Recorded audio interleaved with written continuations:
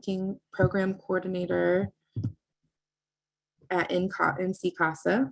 She serves on the HEAL Trafficking Speakers Bureau, is a conference speaker and trainer, and has published articles and program manuals that educate rape crisis centers and direct service providers on assisting survivors of human trafficking and sexual violence.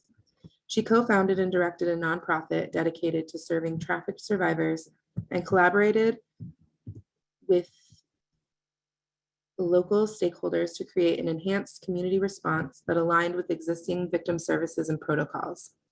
As the Human Trafficking Program Director and forensic interviewer at a rape crisis child advocacy center, she served on the SART and MDT trained staff and developed programming to identify and assist trafficked adults and minors. Her work focuses on strengthening relationships among stakeholders to create cultures of safety for those at risk for experiencing human trafficking and sexual violence. So welcome, Courtney, and I will let you take it away. Thank you. Good morning, everyone. Hope you're well. I'm going to start sharing my screen now.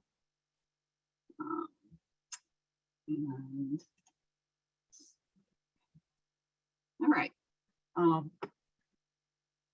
So I'm going to talk to you about a special toolkit that NCCASA created to meet a particular need. It's called the Human Trafficking Prevention Toolkit. So we were contacted by the folks here a while back to talk more about this toolkit. They were very excited about it, have been looking to implement it in their programming. And so we had a conversation about how we could share that with you, and particularly around the story of its development. And so I was kind of surprised that anyone would be interested in how something like that came to be. But I am a storyteller. I love to hear stories. And so I am here to tell you that story. I really enjoy an interactive dialogue when I'm doing presentations. So if you do have questions or comments, please put them in the chat, and the folks here can bring them to my attention. I don't mind being interrupted at all, and I definitely want this time to be useful to you where you are in your work.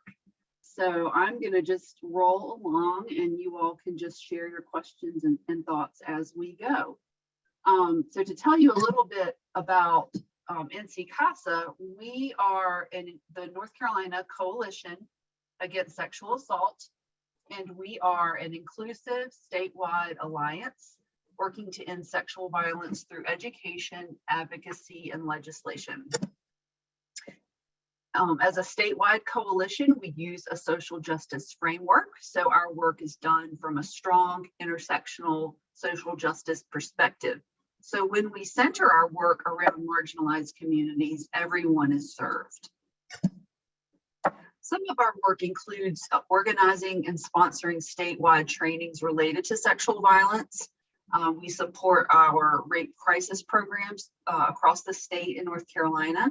We are involved in a nationwide resource sharing and technical assistance program. We do legislative and policy work on a local and national level. And we have our anti-human trafficking program that includes outreach, training, and technical assistance. And we have a prevention education program that includes training and technical assistance. And we do work on colleges and universities, particularly with HBCUs. So, and we just want to acknowledge as we begin, not all women are victims, not all men are perpetrators. Any gender can be a victim or a perpetrator. So we just acknowledge sometimes there is gendered language in some of the things we share, and wanted to acknowledge this as we begin. So to begin our story about developing this toolkit, and we'll share that with you at the end, I'm going to go through the backstory, which includes the landscape of the anti-human trafficking movement in North Carolina, our aha moment when we decided we need something like this toolkit, and then what we did, and then taking it forward very simply. So I'm not going to load the PowerPoint with lots of information. These are mostly just titles to move along our conversation. So when we think of landscape, what things come to mind? We're kind of Bob Ross fans in our family. So that's one of the first things, just the word landscape. I think of Bob Ross and the joy he brings to us all as he shows how to paint a landscape and makes it look so easy. But on the landscape in North Carolina, I can describe it to you. It's we have very unique landscapes because we border the coast, the Atlantic Ocean. So we have sand dunes and seagrass and islands and marsh, beautiful sunrises. We have live oak trees that are huge and old. We have beach towns that have lots of tourism places that tourists like to come. And then in the mountains, we have gorgeous mountains that that also are lush with vegetation, ferns and mosses and laurels and rhododendrons. And it snows in North Carolina. So we have the advantage of two very different landscapes, both very beautiful. And our landscapes on the East Coast and the West Coast have similarities. There's rocks, there's trees, there's some kind of vegetation, there's water. And we will share things, and we have things in common with our landscape. What features of your landscape are pleasant? Rocks, trees, water, those things. And what are not things that are not so pleasant, like a hotel that blocks a beautiful view, or a development, folks coming down and cutting down all the trees that was once a beautiful forest. Some unsightly billboards that we might think is not very lovely. So there's different features about our landscapes that are beautiful or pleasing, and then not so pleasing. So when I talk about the anti-human trafficking landscape in North Carolina, I'm going to focus on a few things as it pertains to this toolkit. It's not an exhaustive list, and you all may share some of the same things. And as I have done my work here at NCCASA, and have been involved in some of the more national conversations, we do have a lot of shared similarities, a lot of shared challenges as we have shared the space of anti-human trafficking work. So let's see, I don't think I do. Okay, so first let's talk about some of the features. The commercial exploitations of exploitation of humans has always existed. It's not a new thing. But when the TVPA Act of 2000 was passed, the Trafficking Victims Protection Act, it defined human trafficking in terms of force, fraud, or coercion, and the language of consent when it comes to minors who cannot consent to commercial sex. So this language of compelled services or labor through some kind of force, fraud, or coercion defined what we now call human trafficking. So that was a landmark when we had this legal framework now of something that has always, a human rights issue that has always existed. So NCCASA has been a leader in the movement and has had input in the North Carolina movement from the beginning, particularly the work of our executive director, Monica Johnson-Hostler, and Robin Colbert, who has been our associate director and has now moved on to a different space, but providing a lot of leadership and key points, and especially bringing in funding and organizing task force and such. So we have been involved in the movement. The root problem, and I'm just jumping right in, the root problem with this movement was, unlike the domestic violence and sexual violence movement, this was not a survivor-led movement. And that has had a significant impact. It was a public outcry a response to something bad that's happening in our communities. It also, the movement also did not emerge from a social justice framework where there was a concern about historically oppressed and marginalized communities. It was a public outcry, again, with something that was presented as bad and possibly in our communities. And again, like I said, that has certain impacts that we'll talk about in a minute. So what was centered then? If it was not survivor-led, what was centered? Well, what was centered were the people making the outcry and experts who were already in positions of power, positions of influence, people with social capital, and the ability to raise funds quickly. So those voices were centered, and what played out, well, I'll share in a minute. So the narrative that emerged was problematic in many ways. It was incomplete, and it continued to inform the public. So the narratives that you may be familiar with that have a lot to do with sensationalized stories, the movie Taken is a great example of what people think of when they think of trafficking, abductions, and it centers on white cis females. That's what we sometimes call the perfect victim, right? Those are the victims the public is willing to respond to. And so as our notions and understanding of human trafficking kind of was built around that, certain responses to that victimization were developed. So for instance, Rescue and Restore is a name of of funding of programming around human trafficking, and this whole idea of rescue became very, very popular. It became very popular among those who were quicker to act in a paternalistic way to victims and maybe not as aware to see where those motives were coming from.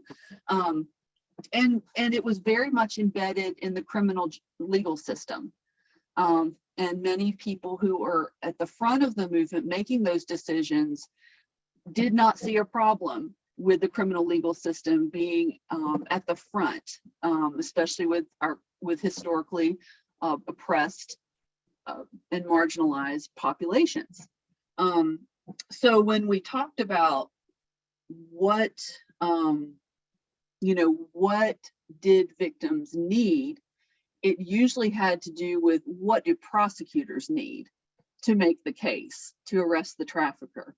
So there was a lot, and I'm being very general. There are many, many good, successful things that came from this, but I'm painting a broad picture.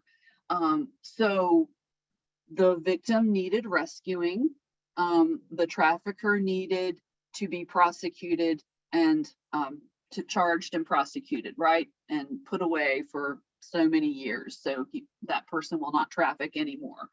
So there was a lot of emphasis on service providers working with law enforcement. And that's a good thing. Collaboration is a good thing, but it's not if what is driving is getting information from the survivor, from the victim to inform an investigation. So work will go into keeping that survivor stable and in a location that is accessible, even if that victim survivor doesn't want to be in that location. So sometimes they will say, we're going to take this person and move them several counties over so we can keep them safe for the prosecution. And if they're on drugs, we're going to put them through a drug court to keep them clean, to keep them in this space. And the service provider will continue giving us intelligence or information from the survivor to build our investigation, right? So we can have a successful prosecution. Well, as you can imagine, there's lots of problems with that approach. There was a time when there was a lot of emphasis on investigations that did not require the voice or the testimony or the forensic interview of the person, of the survivor. But eventually, and this is my perspective as I'm watching, as I'm an actor in North Carolina, these rescue operations became more and more popular among law enforcement agencies. So where there would be what we used to call in the old days a prostitution sting, they started calling them human trafficking stings or human trafficking operations, where supposed victims would be lured to a house thinking they were on a date, and law enforcement would take them and often arrest them and charge them with prostitution or possession, and their faces would be on the mugshots the next day. Lots of problems with that, and I could go on and on. There's whole trainings around that, but that was a lot of what was assumed to be the right response. And from well-intentioned people, well-meaning people, we want to help them. They can dry out in jail. They're safe in jail. I mean, there are people that really think that being in jail is safe. Now, there are survivors that will say, I am grateful that I was arrested and put in jail because I was separated from my trafficker. So, there are survivors that will have that story. But in general, there's a lot of problems around this. So then what happened was in North Carolina, a focus on organizing around these rapid response teams across North Carolina. That was very hierarchical and top down, and would come around the survivor, and get law enforcement would be right there, and that would be the response. So there was no response that did not have to do with law enforcement. If that makes sense. Now, you can understand, folks from the anti-sexual violence field, that is not the way we do our work, but we'll talk about that in a second. So that's basically how the response, identification and response emerged. And again, it was not a survivor-led movement. And I meant to add, those who were making the decisions were not representing survivors, right? They were not representative of historically oppressed minorities that were represented a lot of the survivors. And also there was a conflation of race-based chattel slavery and all sex work to human trafficking, and that had problematic impact as well. So right now I'm going to pause and see if there are any questions or comments. And if not, I'll just keep rolling. And maybe in your work, you're seeing some similarities, things that you have seen. And again, when I did calls with other state coalitions, they were reporting very similar things, especially with a lot of that public grassroots organizing was around faith-based communities and communities that traditionally did not really work, did not come from an anti-sexual violence perspective or a public health framework, and viewed the problem of human trafficking often by bad choices or just one risk factor, right? One thing that person did, that they did something foolish online, that one thing they did, and so let's just tell them not to do that one thing, and that's our prevention work. So that's part of it as well. Is there a question? I see something in the chat. There is a comment. Okay. Just from Molly McDade saying we haven't arrested women in the Portland metro area for prostitution since 2015. Good. That's awesome. I guess I'm assuming you're with law enforcement, Molly. All right. Yes.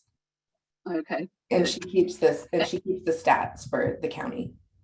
Nice. And I worked closely with law enforcement, and I have the greatest respect for law enforcement. And this is not to put them down. It's to really, it's more of an accountability thing. And also many people truly not understanding the harm that arresting these victims, does. And part of my job was educating on the impact of these things in the way we do our work. And human trafficking work is a lot of it, so much of it is systems advocacy, really. But I will move on. Okay. So NCCASA and our rape crisis centers in North Carolina. So how we support anti-human trafficking work is provide that education from a social justice framework. We educate folks on the impact of systems, how we can change those systems, the needs. We lift up the needs of historically oppressed minorities, gender minorities, and advocate for change around policies and practices that support safety and healing. So, and we do our human trafficking work that way as well. We support our local rape crisis centers and help them build capacity around serving traffic survivors. And a lot of questions we get from them are how do we work with law enforcement? They do want us to participate in a sting operation. How do we do that in a trauma-informed way? And then those kind of questions. How do we collaborate with our local faith-based outreach that's going on in our program, in our community? So we come alongside and we have those conversations. We engage in statewide partnerships. We're part of our executive director was the chair of the Human Trafficking Commission.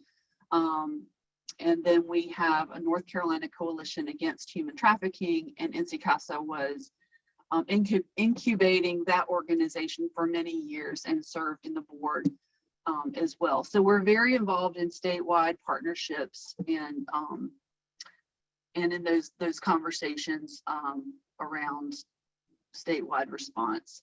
So the challenges I've already talked a bit about, but to summarize, the challenge for us is existing in a space where human trafficking is framed in two very different ways, right? Individual choices or one risk factor versus understanding,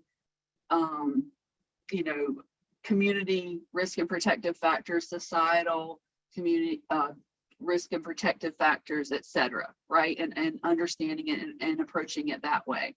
The human trafficking specialist role at NCCASA has been interesting. I think I'm about the fourth one, but again, it's to provide technical assistance and training, and really to stand in the gap for, between sexual violence work and reaching out to these folks that aren't necessarily coming from that framework, and just having those conversations with organizations and developing partnerships, developing trust, and working through that space. But there can be a lot of tension between those two frameworks. And sometimes it can impact, how certain narratives play out in our communities. So let's see, any questions or comments?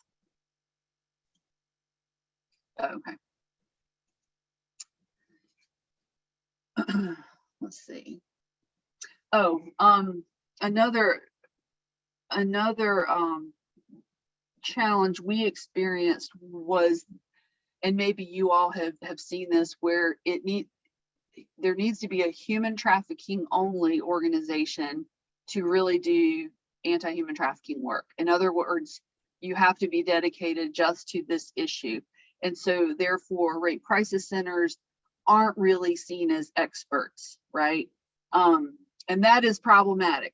And so people, expecting us to stay in our lanes. But what was has been so interesting in the past few years is, as some of these other organizations have lost funding and were not sustainable, rape crisis centers were being increasingly called on to step up and provide services for the folks that the other organizations could not serve. So it always ends up being our work because we're there, right? And we've always been here in North Carolina and have a strong network. So so I have a lot of work to do in even if the rape crisis centers are not leading the movement, we are still very much involved in the movement. Let's see. Okay. I'd be curious to hear from you all. Does this resonate with anyone? Are you seeing similar things, or you know, some states are way ahead of North Carolina. You know, we're all existing on a spectrum of experience in this work. So I'd love to hear from the crowd. Any comments?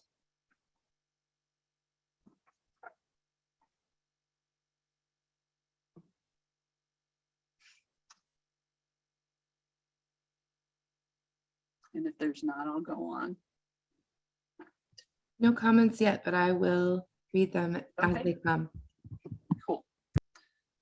Okay. Whoops. There we go. So so the person who so I came from, let me give you a little bit of background for me. I was doing work in a local community with the nonprofit, running the nonprofit, working with the DA's office, working with law enforcement, domestic violence, working with rape crisis, working with child advocacy, DSS, and eventually merging that program with our rape crisis center and child advocacy center together. So so I was doing that work, serving survivors, really learning a lot about what the survivors who lived locally, what their life was like, where they came through the systems and that kind of thing. And so I was burning out because I was doing that work for many years. And I, about the last year where I was doing local work in North Carolina, Chris Croft, who was working with NCCASA at the time as the human trafficking specialist, approached me, and they were doing writing a manual on serving rape crisis centers, human trafficking survivors in rape crisis centers, and they were interviewing different folks who had done some HT work. I was one of them.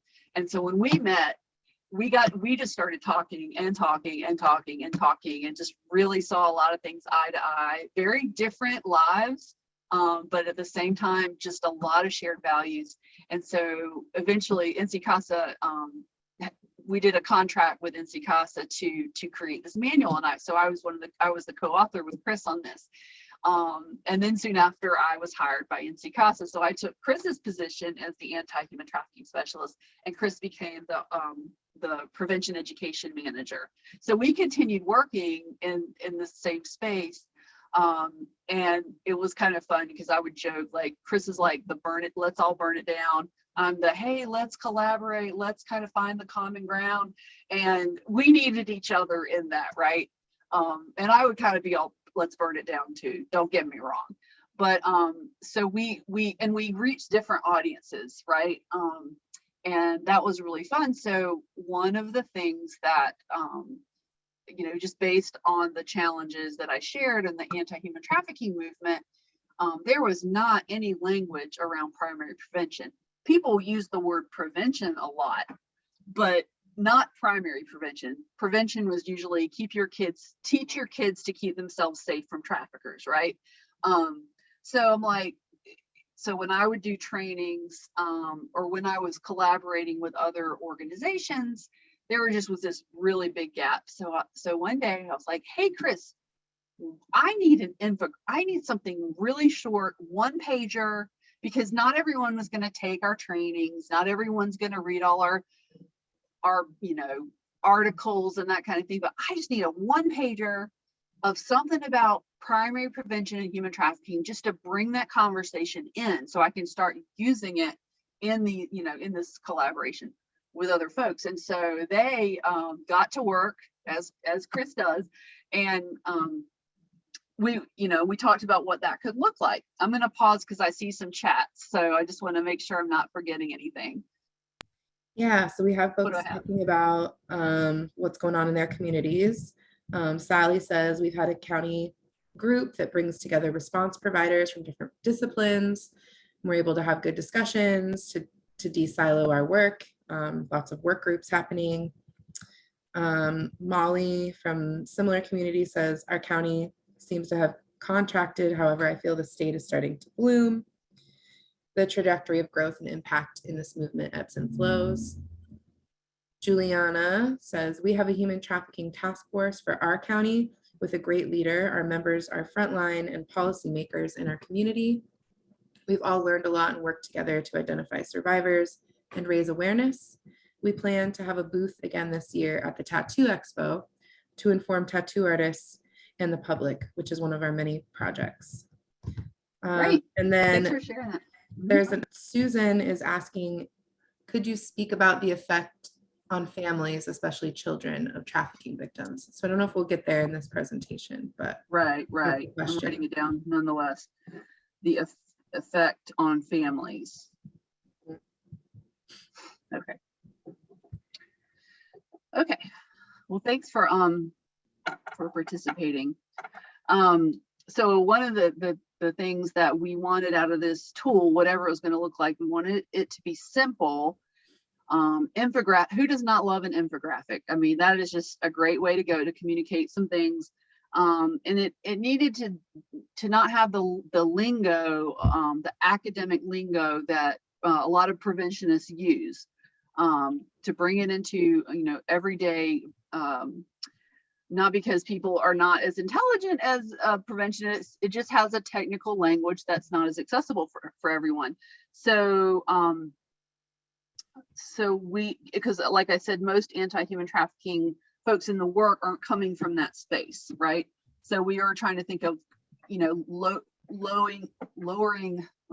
creating more access for that in a way that would be palatable. So we, what we did, I guess this is what we did here, is we actually started creating programming around that tool. So my jam is implementation and sustainability.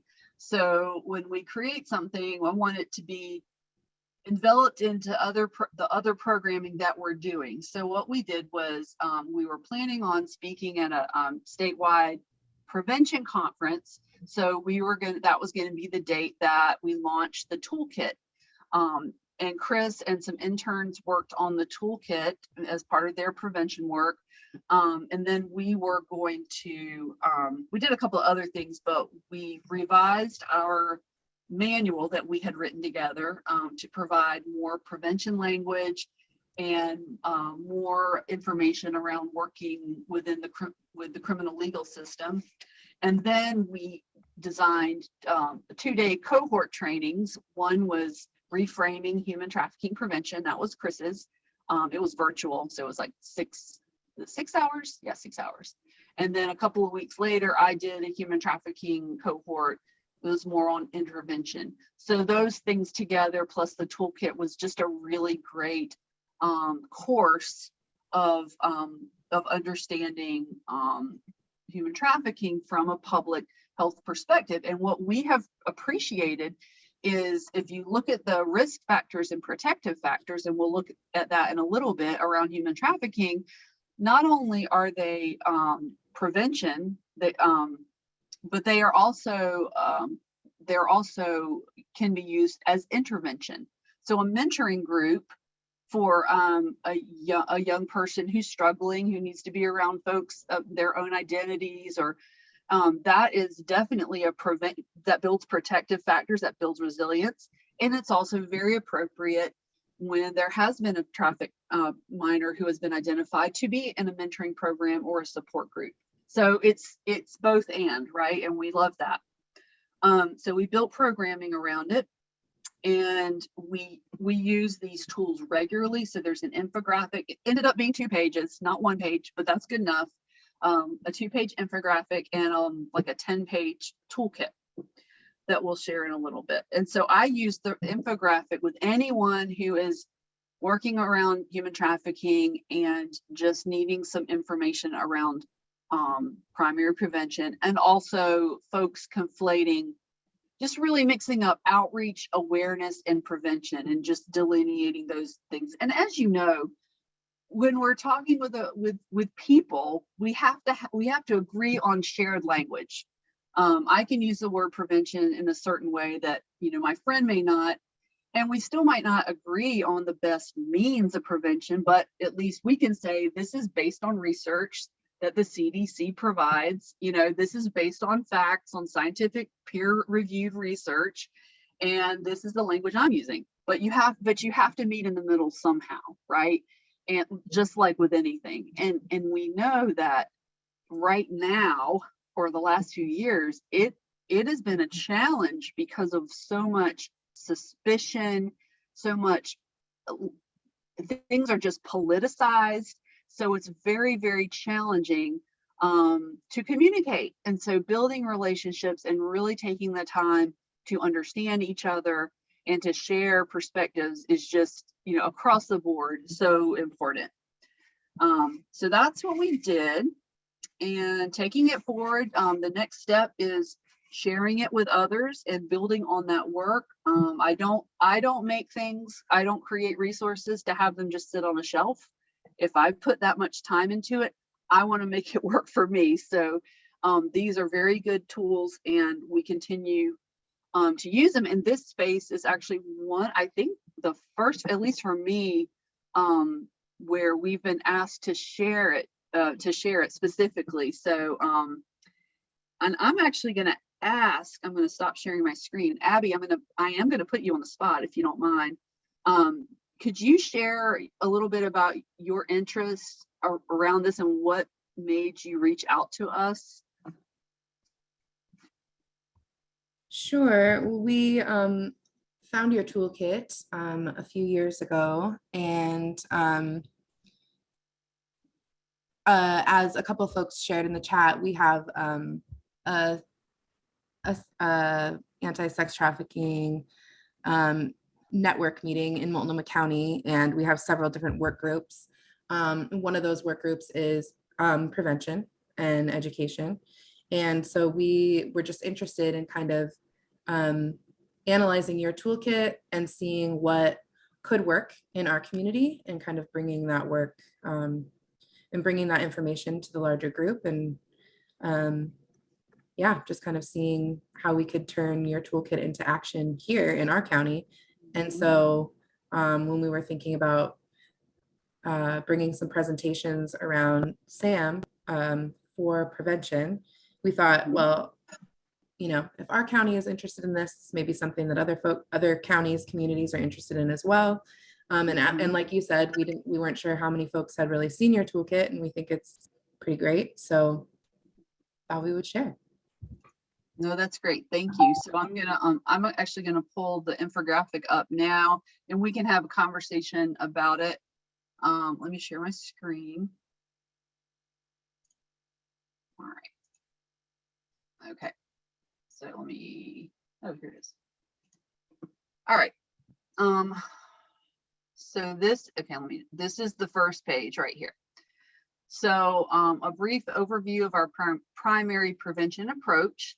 So this just gives a basic definition of prevention, and it delineates the definition between awareness, outreach, and prevention to give folks some shared language around. And then the social ecological model in North Carolina was used a lot, but often in discussing human trafficking, but often it would just be a word or a phrase. It wasn't really, programming wasn't really created around it. So, and it shows this here, risk and protective factors for human trafficking, just explaining what that is. And at the bottom here, many of the risk and protective factors for experiencing trafficking are the same for perpetrating trafficking. That was actually a really great reminder as well. So we are, our goal is primary prevention of perpetration of harm. So we're not just talking about the victim, but we're talking about the trafficker as well. And as you know, as many of you may know in this work, you'll often have a duality, right? Where the victim or survivor is perpetrating, and it might be coerced, right? But that is not uncommon to see that a trafficked person becoming a trafficker. And many of the folks that we work with are actually have trafficking convictions. And in that complexity, some of the programs I have worked with, where there's shelters, and one of their barriers is no trafficker is allowed in the shelter. Well, what if the victim, the survivor, has been a trafficker, right? So it's a very complex conversation. So the second page here, this is just the brief overview of effective prevention. And this is very, very helpful. It's comprehensive, it's theory driven, it's appropriately timed. So it's, we're not, and one thing we would see is we need to go into the elementary schools and teach these kids not to be trafficked. Well, effective prevention will give that information in a way that's developmentally appropriate. And in the national conversations around education and educating, young children, this is very helpful to have. When we're having these conversations, no one is trying to do something that's inappropriate developmentally. I shouldn't say no one, but we aren't. Well-trained staff use varied teaching methods, sufficient dosage. So instead of, my program trained 1,000 people in 2020. Well, what if you took a cohort of 15 and gave and really worked and they received a very rich, comprehensive training? We're talking about the difference of outputs and outcomes, right? I could do 1,000 trainings, but I could train 10 people really, really, really well, and that is going to be a better outcome. So that was, so a lot of these things actually speak to some of the challenges we were seeing in the North Carolina anti-human trafficking landscape. And then we can't talk about human trafficking without talking about it from an anti-oppression lens. So we center our work around marginalized communities, and we view human trafficking through a human rights framework. And when we consider vulnerability and risk factors, we acknowledge that current social and cultural issues have their root causes in historical marginalization and disempowerment of specific populations. And we have to find ways to communicate that message. And as you know, the political climate makes those conversations very, very difficult. But it is the burden of our work at NCCASA to make those connections. And we can't end trafficking without ending the intersecting oppressions that create vulnerability. So one of the things that when I was starting out, I did not have any of this knowledge, any of this language. But what I did learn was when I would work with survivors, they would, the longer I worked with them, they would tell me more of their story, and I was surprised that it wasn't as simple as a couple of running around with the wrong crowd. It was you kept peeling the layer back like an onion, and there were things behind that that were like, man, if we just went way up here and address this, if this person had gotten help in this area when they were, if someone had identified that their father was sexually abusing them, that whole domino after that may have changed. So I started seeing the need for primary prevention without knowing the language, but it was working with survivors and them sharing their life and their story, and how they were caught up in systems and how they were treated as a gay youth or a Black girl in foster care, and how that impacted and kept them from getting what they needed, and actually often drove them right back into the life, right? So really, really helpful information to give to our community. So that's the 2-page infographic. Let's see. I do not have the toolkit. Let's see. I thought I did. Do y'all have the toolkit with you? I'm going to stop sharing. Actually, I'm going to pull it up. It might be easier for me to do that. Does anyone have questions or comments?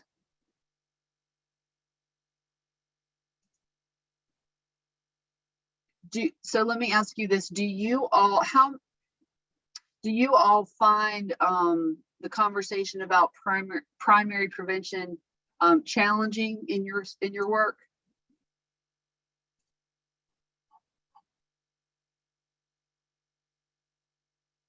And I'll just wait a second to get some responses while I'm pulling up this other thing.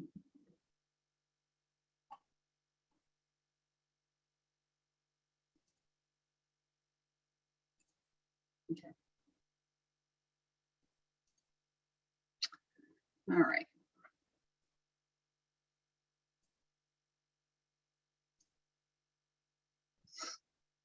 All right, let me share my screen again. I'm going to go through the toolkit.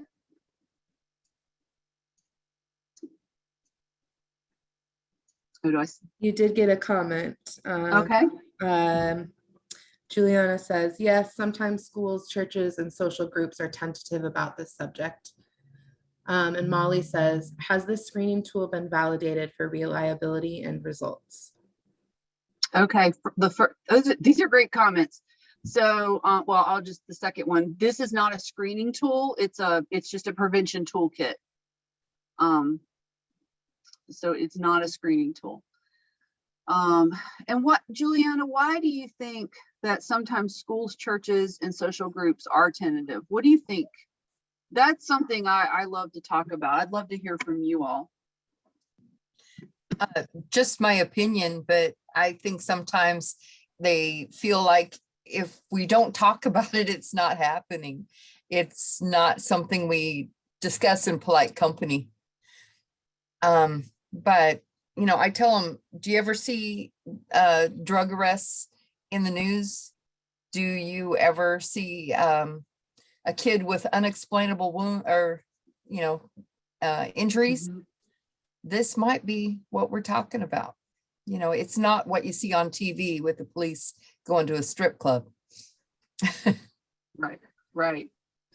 No, that's right. People don't want to talk about it. And there's so many reasons that could be the case, right? A lot of folks are dealing with their own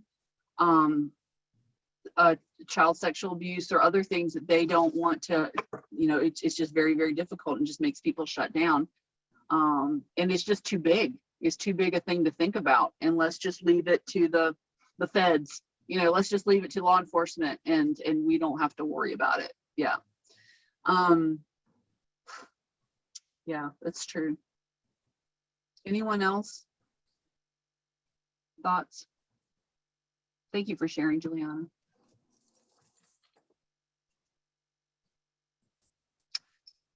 Oh, so Molly, interesting that you asked that because I just did a training on familial trafficking with new research. So we'll go through the toolkit and you'll see what is mentioned. But that's interesting that you mentioned that because that is something something that I'm working on a lot. I also feel people don't want to talk about it due to their own trauma. Exactly, not fully understanding how to respond. Yeah. So when we're talking to people about talking to young people, we're also instructing, you know, other people how to think about and process their own trauma. Yep, good point. Okay, well, we'll go through the prevention toolkit and then you all can ask some more questions. This is the front page. We like to talk a lot. We have a lot of narrative. So, all right. So this gives a brief description of human trafficking. And I really love this part here. We talk about force, fraud, or coercion. We don't often frame it in terms of consent, except when we say anyone under 18 cannot consent to commercial sex. But this whole issue of coercion and what is coercion and how can we identify coercion is very complex. And survivors of trafficking, of sex trafficking, who have also participated in sex work, right, that is non-coercive, can often have, we've had very interesting conversations around this. And if it's helpful to think of it on a spectrum. So we think of a range of consent. For adults, human trafficking is labor done by force, fraud, or coercion. And then, if you think about it, someone who is choosing something from limited options, like, for instance, I worked with one person who was, I won't go, basically she engaged in sex work to feed her children, but she wouldn't have done it if her spouse had not been and done certain things, right? So there was coercion there, but it really just looked like her choosing sex work from limited options. So when law enforcement heard that she was doing sex work, they're like, oh gosh, she's not a victim. If she's doing sex work, she wasn't a victim of sex trafficking. That's like saying if you are engaging in sexual relationship, but you were also raped 10 years ago, that discounts the rape, right? So we have to think about that range of consent that can be revoked, right? That's why we say that folks engaged in sex work can be raped, and many don't believe that because they think just doing sex work is automatically saying I'm okay to be raped, right? So this is very, very helpful to discuss it in a range. Then freely chosen from a range of options, work is done by enthusiastic choice. That's the outer limit of consent. Let's see. So Michelle, I'm working in crisis response work and seeing that some of the signs that human trafficking is present or in past of folks' life that is contributing in some of their mental health crisis. It seems my coworkers seem to really not be aware of SA, DV, or human trafficking. Yeah. And it's really not a good idea to when we just focus on human trafficking, oftentimes, or at least in my experience, I'll say it this way, human trafficking was such a popular topic. People get asked all the time to speak on it, but you're speaking to an audience that may not have any information about the prevalence of child sexual abuse or the dynamics of child sexual abuse or family violence. So it really is incomplete to present human trafficking without those other things. So I think that's kind of where you're going, but you let me know. If I didn't address that. All right, so I'm going to move on. So what is prevention? And this is from the infographic. Again, the definition distinction between awareness, outreach, and prevention. Risk factors in terms of the social ecological model. And then again, just information on effective prevention that really is a great way to just build your programming around this. And then working from an anti-oppression lens. Okay, again, more of what's outreach, really, really great questions. How can I make sure survivors in my community have accurate information about human trafficking, practical guidelines for healing, and information about our services and programs? And we want it to be representative of your population. I was talking to someone who runs a program in a shelter, and I said, what's the demographic of the folks in your shelter? They're all white women. Why do you think? Are white women the only people trafficked? Well, you look at the folks' outreach information, the awareness flyers, and it's all white women, right? So your materials have to be representative of your population. You want survivors to be able to see themselves in your services. Again, we do a lot of training on that, so I'll keep going. Goal of awareness, goal of prevention, really, really helpful information that you can build your programming around. This is one of my favorite features of our human trafficking work that we do, and it's embedding it into our historical story of slavery, race-based chattel slavery. Everything about the movement, from our approaches to survivors to our definition of human trafficking, is shaped by history. historical beliefs about who deserves freedom, and historical patterns of power and control. Awareness of this history empowers us to consciously choose which pieces of that history we want to carry forward in our work.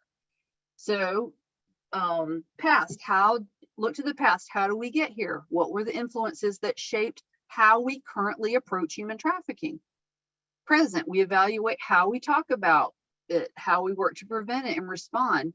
In the future, we envision a future free of force, fraud, and coercion, right? We want to be mission oriented. What are we hoping for? And then a piece on chattel slavery and human trafficking.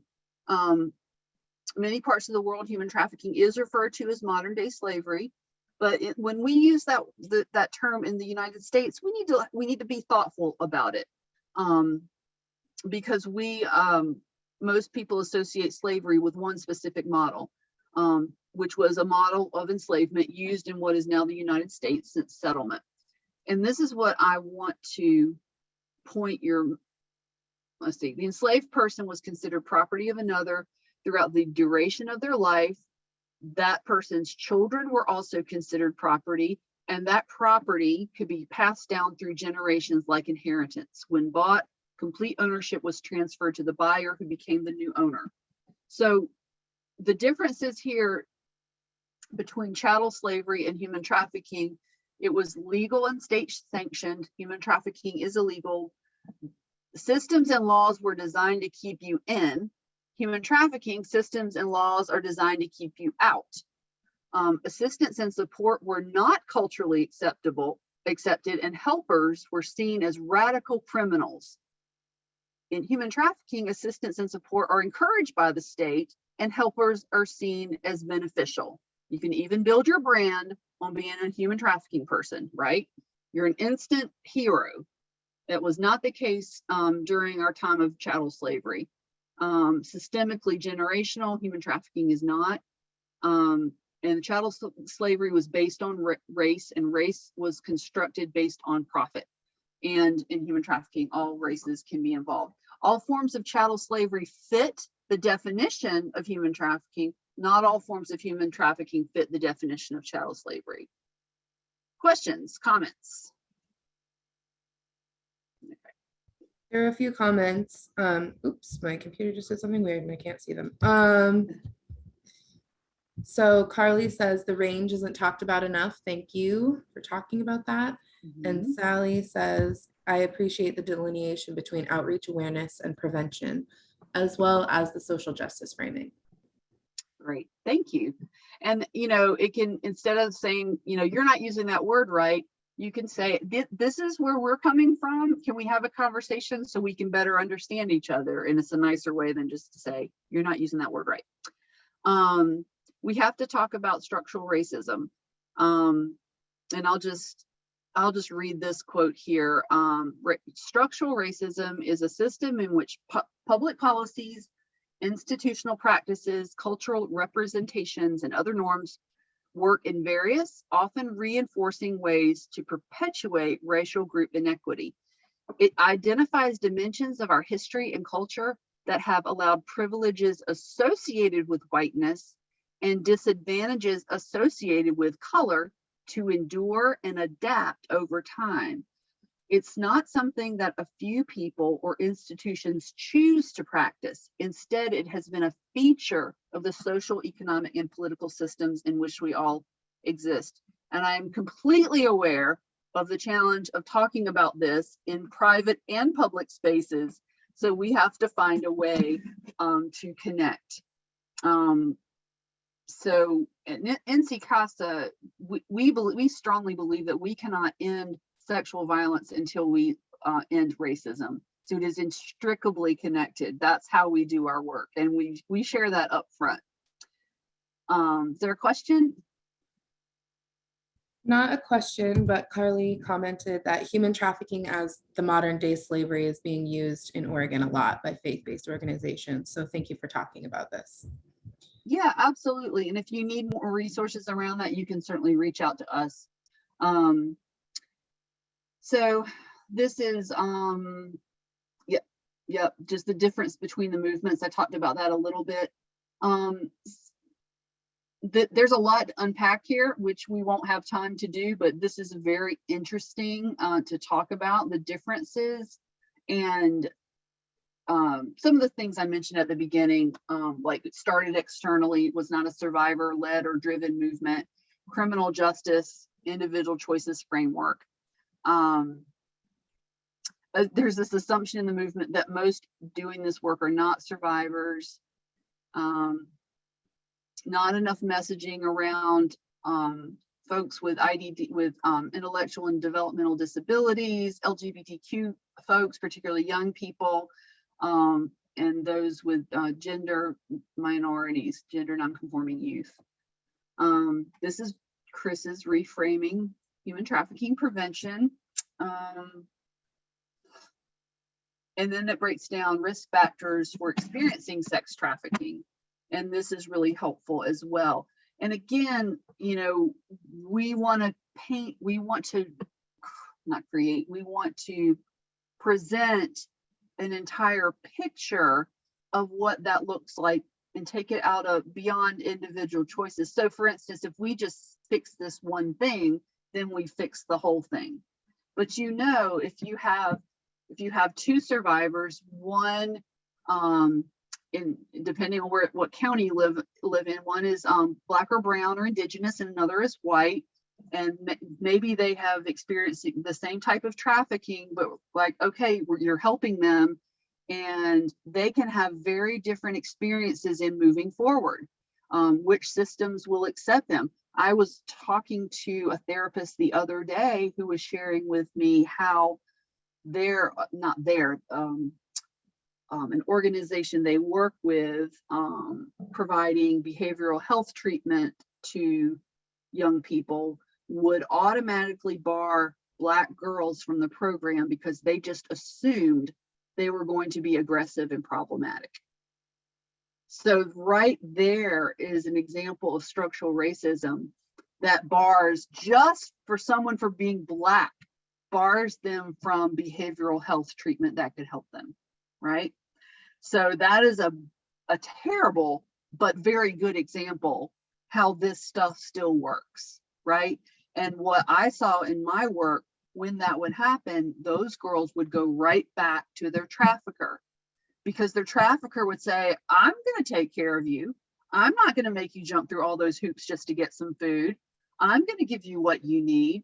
And when they experience constant harm from the systems that are supposed to help them, it just reinforces that they are not wanted, right? And so that's the message we have to keep talking about. It's important to talk about the social determinants of health. We saw this in COVID. Who was harmed more from COVID, right? Frontline workers, those historically oppressed minorities, right? Those are the folks that experienced a lot of the harm because of these social determinants of health. Okay, I'm going to move on. You may have heard of the upstream downstream image used in talking about prevention.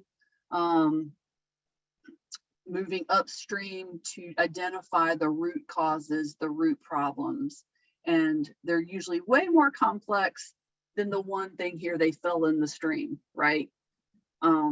Why did they fall in the stream? You know, what are the things up here that could be changed to keep people from falling in and needing to be pulled out again and again?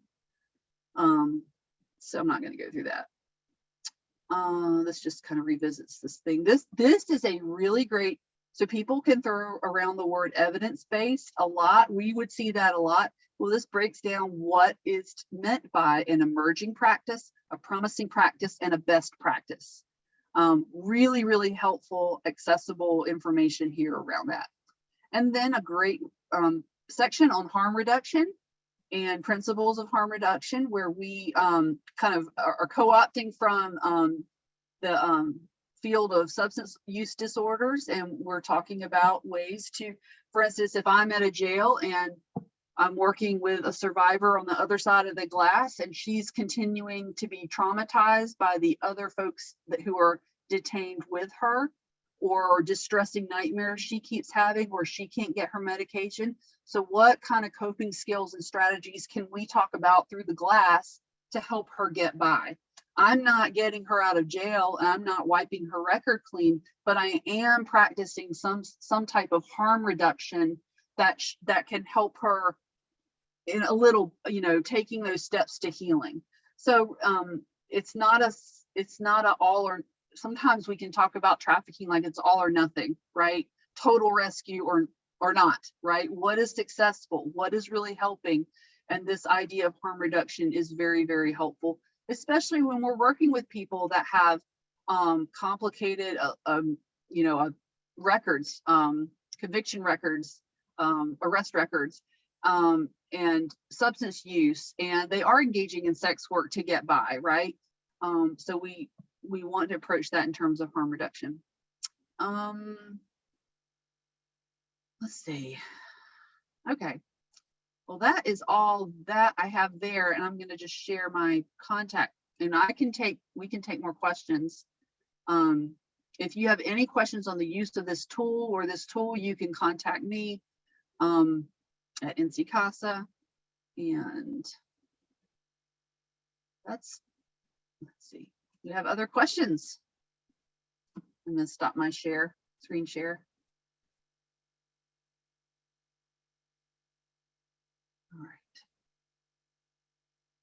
So I hope that's helpful to you all. Abby, do you all have some questions or thoughts? And I know you had some ideas about the way you wanted to use this and moving forward in your programming. We don't have any prepared questions today. We were going to leave it to the audience if they had any questions. Folks, if you're interested in asking a question, you can put it in the chat and I can read it. Or if you are okay with being recorded, you are welcome to unmute yourself and ask your question that way as well. I got a private message. Someone messaged me saying rescue is a word that removes control. Recovery, in my opinion, is a better choice. So I agree. Rescue implies a rescuer, implies kind of paternalistic response. And what are you being rescued from, right? Maybe someone is coming to your program just really needing to get connected to a trauma-informed therapist who will believe their stories of being trafficked. And that's all they want. They don't want to be, maybe they're still being trafficked. Maybe they're still talking to their trafficker. Maybe they're, you know, they're experiencing housing insecurity, but they just ask for information about a therapist. So we empower them with that information. So I agree, the rescue language is not helpful. And I think more people are realizing that, and just meeting survivors where they are and responding to the need that they are communicating at the time. It's not that you can't express concern, you know, and maybe offer to walk through some I don't even like to use the word safety planning, but just some strategies to keep some safety strategies. So yeah, great comment. Any others? Susan is wondering if you can put your contact information in the chat, perhaps, for folks. Yep.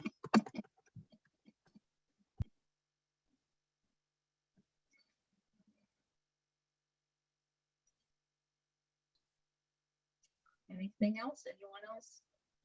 I'm wondering about children, minor victims. And is there any resources you would point people to? It looks like I'm just taking a quick look at your toolkit. It looks like it's mostly focused on adults. Mm-hmm. And I work for the Child Advocacy Center here, so that's why. Okay. Yeah. Oh, no, I love Child Advocacy Centers. So, you know, in North Carolina, we have, we're organized a little bit differently with our we have 100 counties and 100 different DSSs with 100 different protocols. There is no statewide protocol but hopefully we're moving that direction. But you know, child advocacy centers are one of the best places that I'm always referring people to. There is lots of information and resources out there on minor victims of human trafficking. So what are you specifically looking for? Prevention resources around that. I mean, a lot of the prevention curriculum is kind of it's more awareness. Yes. Yes. You know, the ones that are out there seem to be more awareness. Right. If you know of any that are really more addressing the root causes.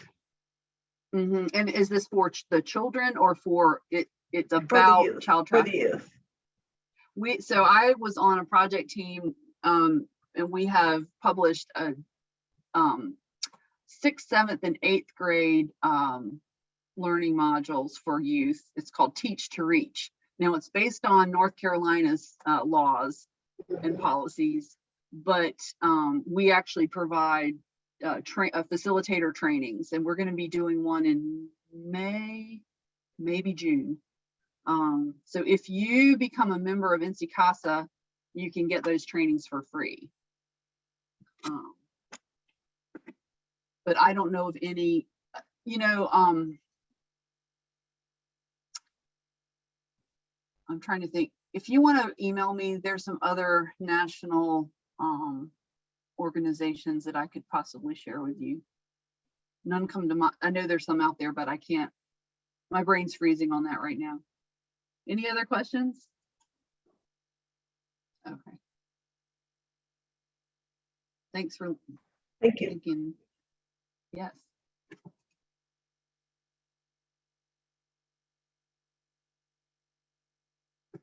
Is your email in the chat already? Mm-hmm. It's Courtney@nccasa.org. My life, my choice. That's what I was thinking of. My life, my choice. Oh, okay. I think that's just for girls though. It's not comprehensive, but that is a good one.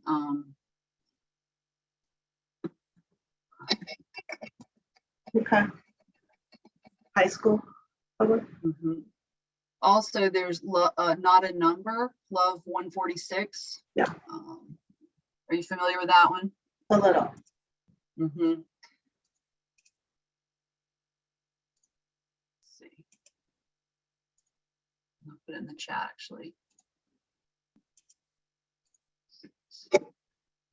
Yep. Okay, good questions.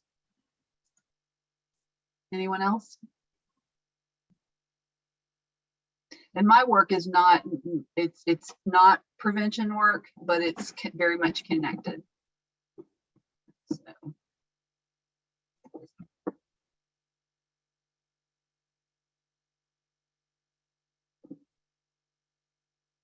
So Abby, that's all I have. All right, well, seeing no more questions, we will go ahead and close for today. Thank you all for being here. Thank you so much, Courtney, for being here with us, making the time difference work. And thanks all for logging in bright and early this morning. Time differences create some challenges, but we made it happen. So thanks, everyone. Thank you. We'll see you next week for our 3rd webinar in our series. Have a great rest of your week. Thank you. Bye. Everyone take care.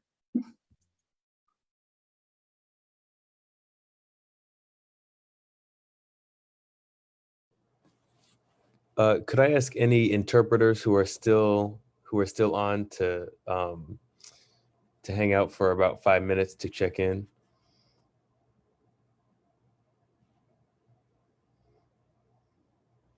Do you want me to stay on too, Alex? Yeah, maybe for just a second. Okay. Luis might be the only interpreter who's still here. Let's see.